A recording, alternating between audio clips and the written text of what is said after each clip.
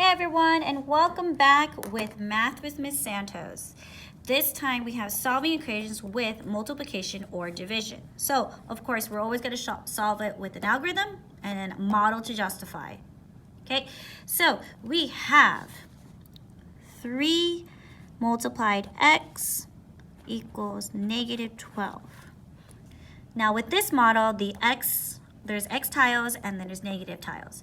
So we have 3x, so 3 of these variables, 1, 2, 3, and 12 negatives, 1, 2, 3, 4.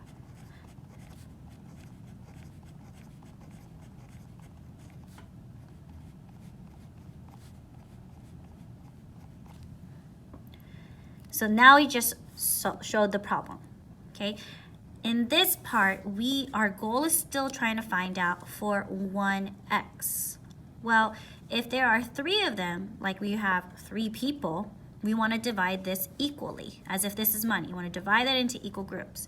So we have 3x. So we're going to draw this bar in again. But this time we're going to organize it, where each x gets the same amount. Since there are 3 of them, we're going to divide this negative 12 into 3 equal groups. So 1, whoops, that's supposed to be negative, 2, 3. There are a total of 12, so 1, 2, 3, that's 6, and then I could double that up.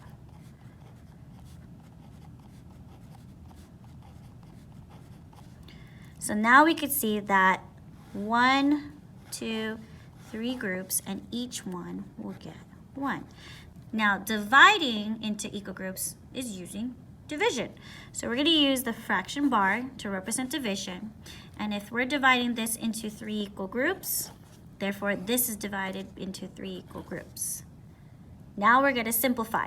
Okay, we're going to simplify because we want to know what is the value of just one tile of x. And as you can see in the picture, one tile of x gets 4 negatives. 1, 2, 3, 4. So simplifying this problem, this becomes 3 divided by 3 is 1x equals 4 negatives. And because of the identity property,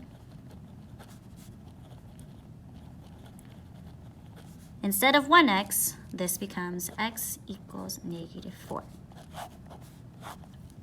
Okay, so in this one, we have x over 4 equals 2. Now, for this model, it's a little different.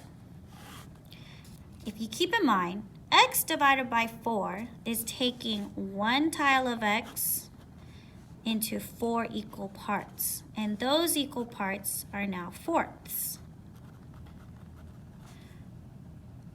So for this part, so let me say it one more time, we have 1x. When we're saying divide by 4, we're saying we're cutting into 4 equal parts, and one piece represents fourths. So really we have 1/4 of x.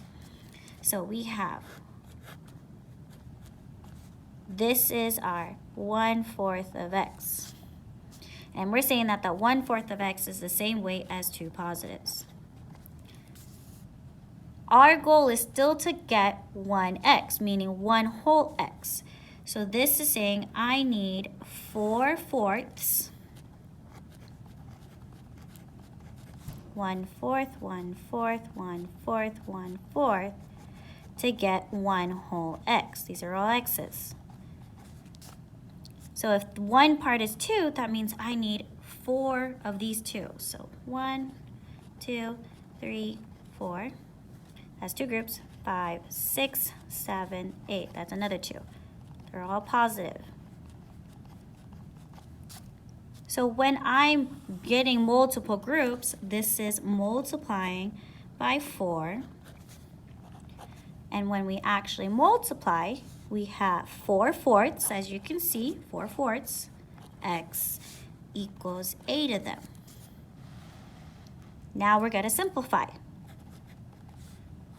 So for 1 whole x gets 8 pieces, 8 positives.